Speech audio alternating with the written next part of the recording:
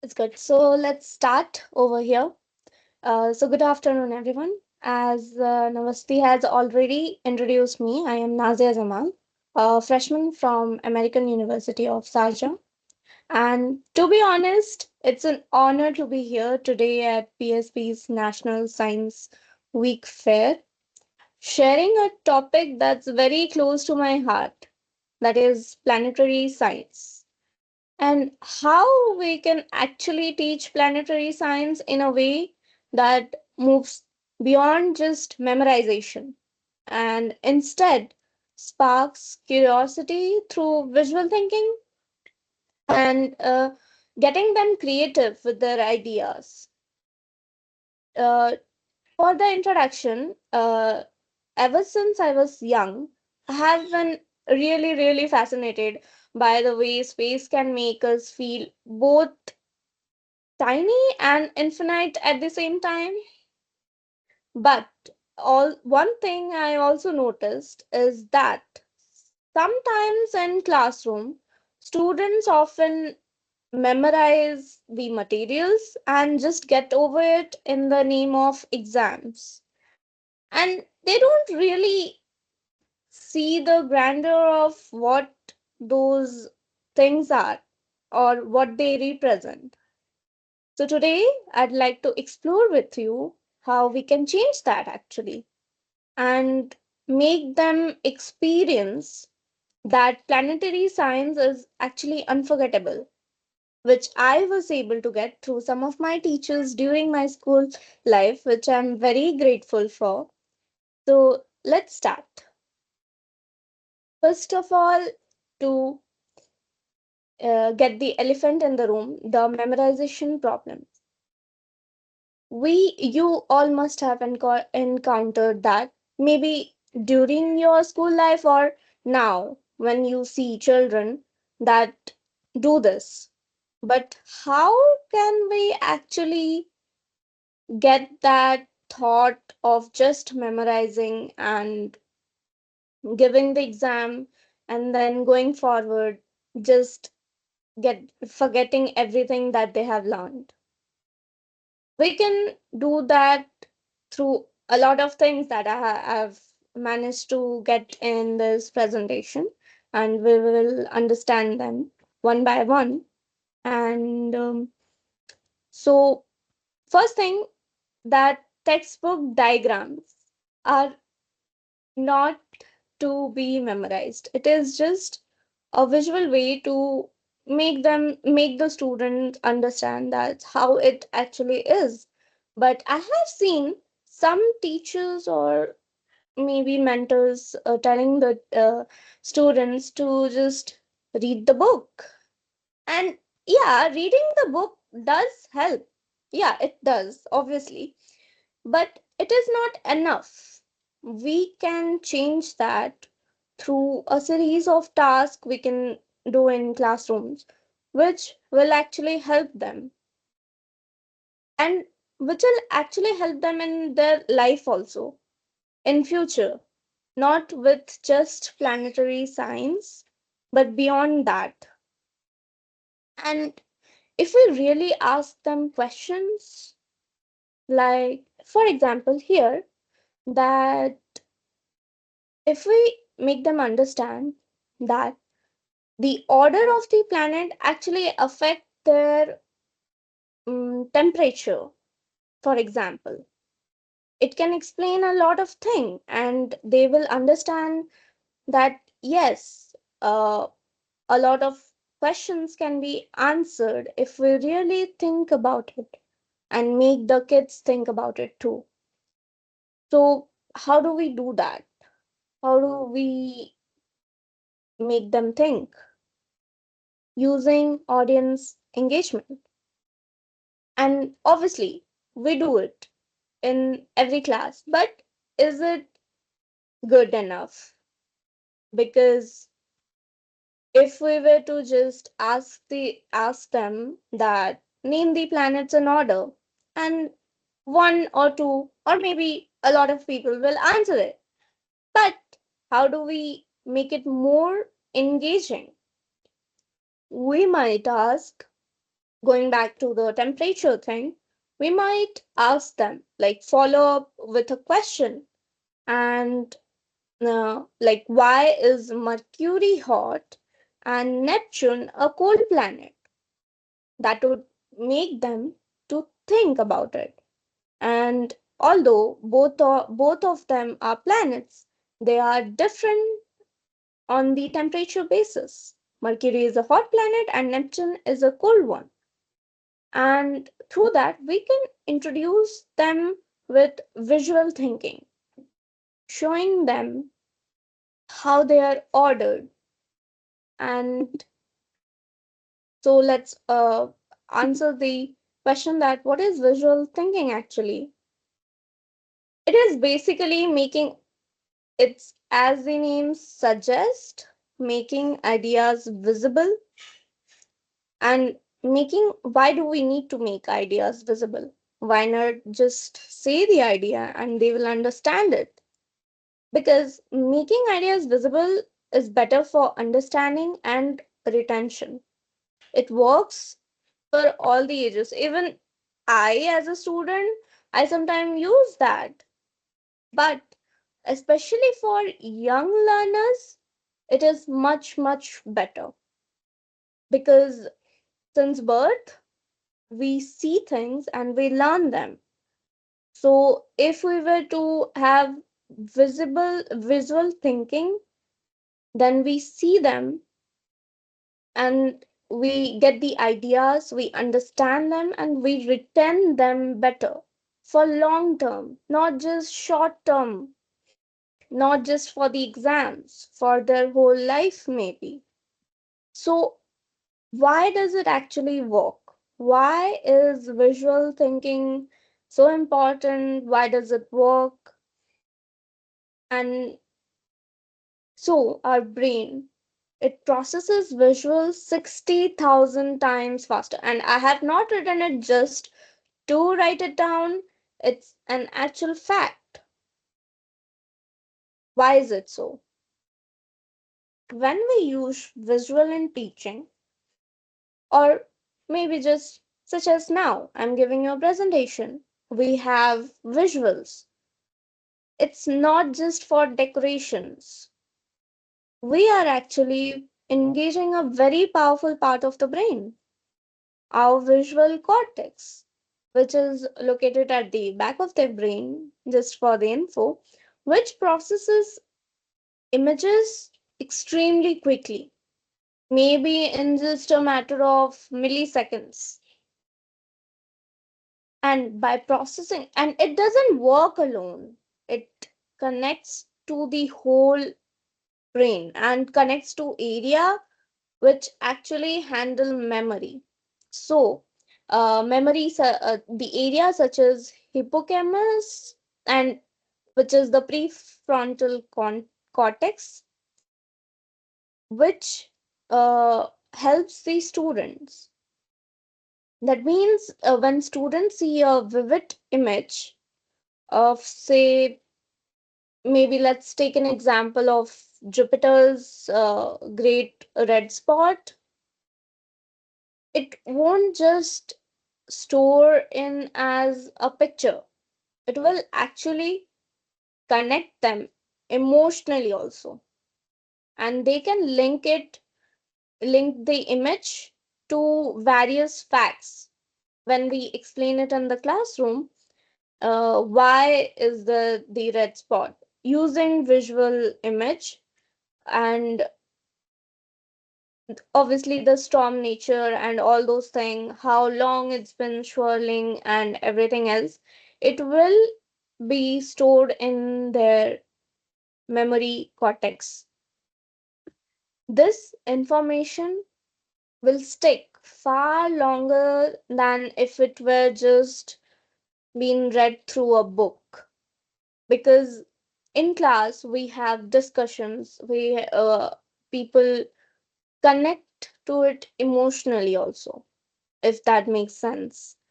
uh, so we are actually engaging the visual cortex and then the prefrontal cortex, which makes the brain process all the visuals, like I said, 60,000 times faster. And it helps in memorization, which is the ultimate idea, a long term memorization, not just a short one to get over the exams. So, how can we do this?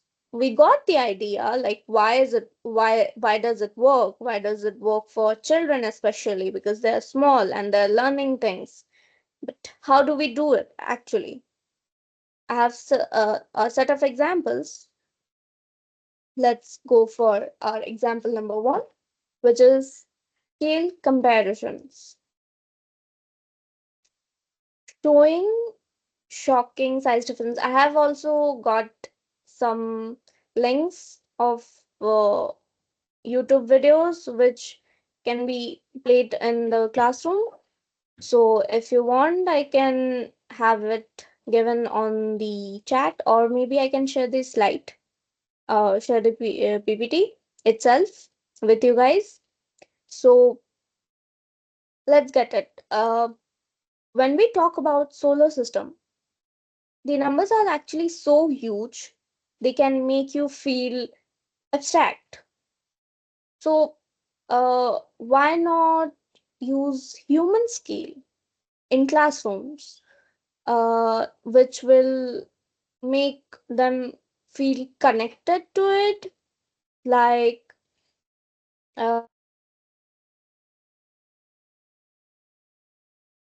making them as a size of a marble, maybe 1.5 centimeter across or something.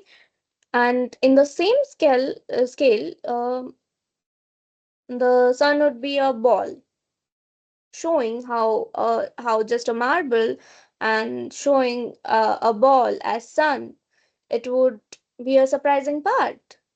And if we were to um, show the distance in the same measurement, we can take maybe 24 meters. I am not good in that part, but you can calculate it and show it like there's the sun, there are other moons, planets, Earth, they are all lined up and how their sizes differ. So that would actually create environment which will last longer, last throughout their whole life actually.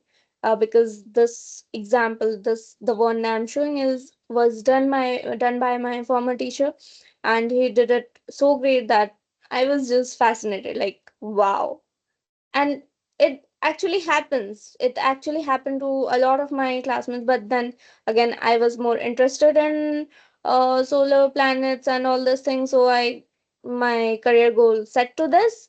But all the other friends of mine, they also remember this very same example, because he used it and showed it to the whole class, and we were just amazed, like how big is the sun, we see it every day. And as a kid, that was the most interesting thing I had in the whole class.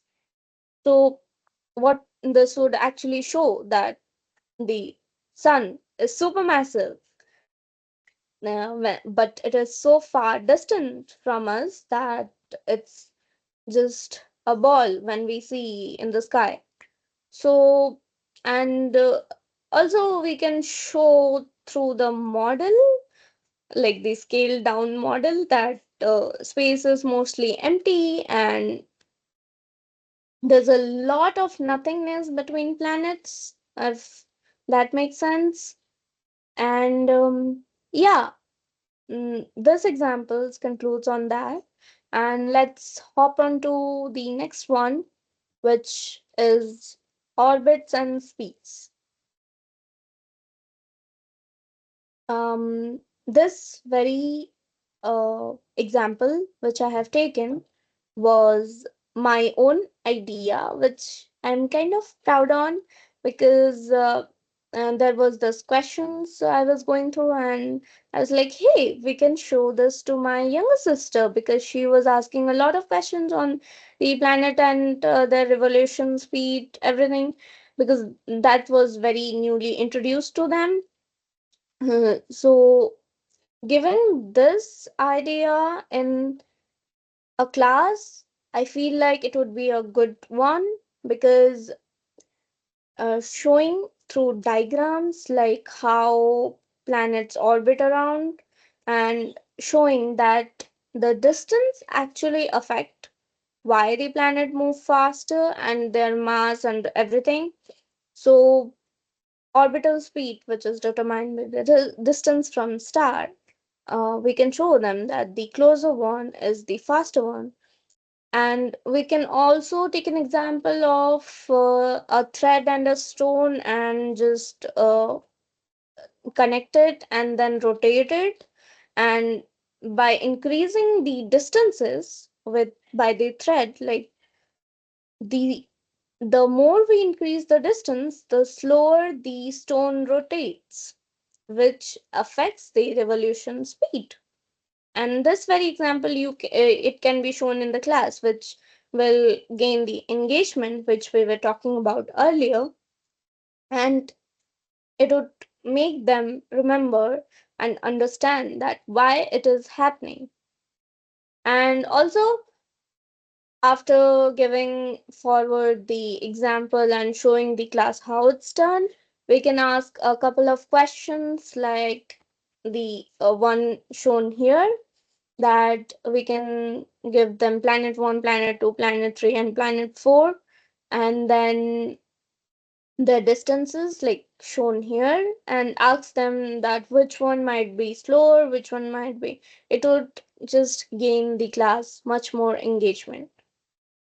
And also, over here we can show animation of orbits and explain why the Mercury's short year and Neptune's long year is defined. We can show animations from maybe NASA images or something, videos. There are various NASA videos which we can use in our classroom. Now, coming over to the next example, the day-night cycle. This walking model can be used as a reference, and it can actually be given as a task and in a group, and then demonstrate why the day and night cycle works and like how it works visually. And if they're doing it on their own, it is possible that they will understand it much better.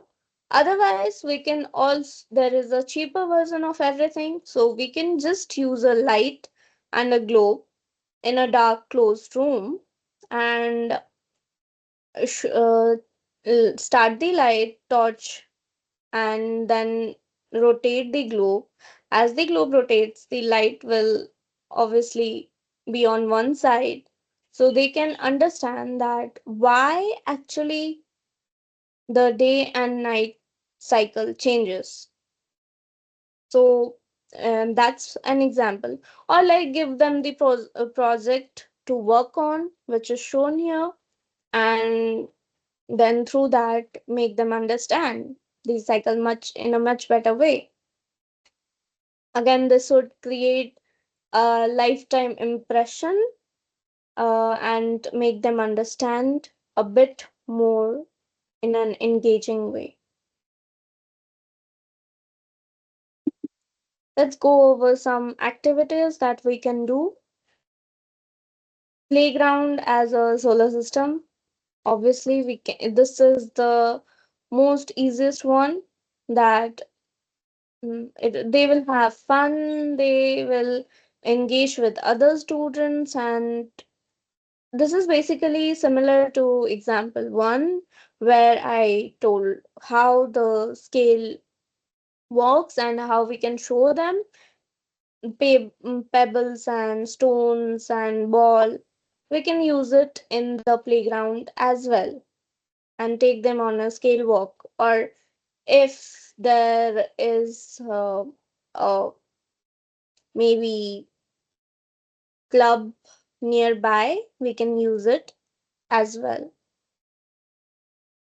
Now, going over to the next one is the flipbook astronomy. We can use this for moon phases or and basically a lot of other things. Um, for the moon phases, we can give them the activity to draw the moon phase, or maybe just print it out and cut them and paste it and make a flip book out of it.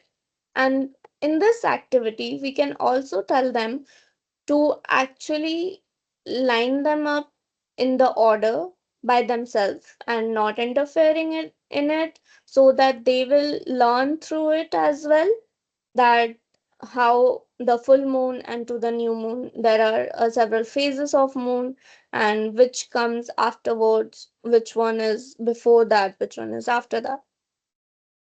This all can be used by creating a flip book, which actually combines art and science, and many students love it.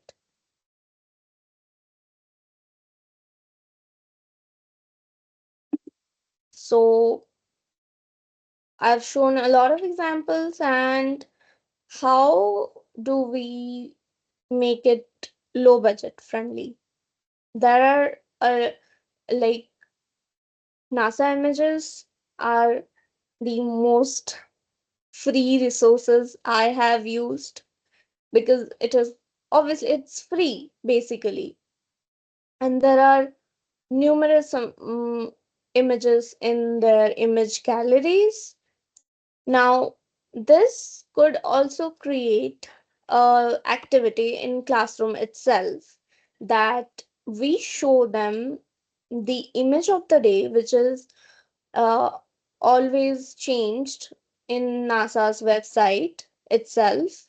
They have image of the day, and we can show it to the class and give them a little bit of context, not on a large scale, but if we are doing this for a higher class, obviously we can explain it to them. But if it is done for a lower class grade, we can just show them and make them visualize like how big our universe actually is. So this image, like for example, this is the image of today itself. And for the brief detail about it, it is a rare type of black hole which was taken from NASA's Hubble Space Telescope and Chandra X-ray Observatory, and it's a new example, very new for the rare class of black holes. It is for the facts, it is called NGC 6099 HLX1, if I am right. We can just check it on the NASA's websites itself. And it's a bright X-ray source.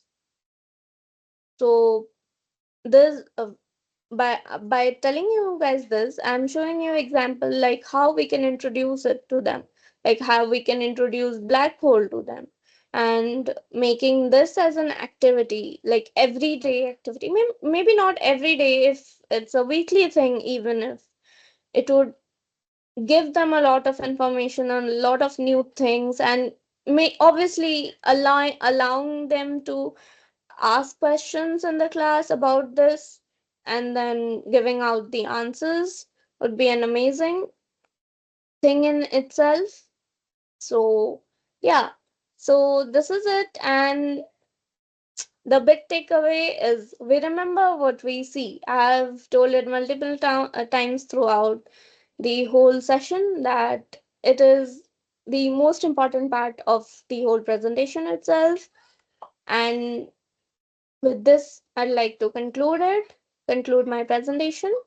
I hope you all understand the topic, that memorization isn't everything, and there are lot of ways, and there are many different ways you can take examples from this to your classroom, or maybe there are many different ways you can do it on your own. So thank you with it. Okay. Thank you, Nazia. So what Nazia shared with us blends in closely with what one speaker mentioned last week on the fact that we need to raise thinkers, not memorizers, as per their words. Thank you, Nazia, for the talk. Colleagues, I hand over to you. Let's ask questions. Let's engage with Nazia. Let's make comments.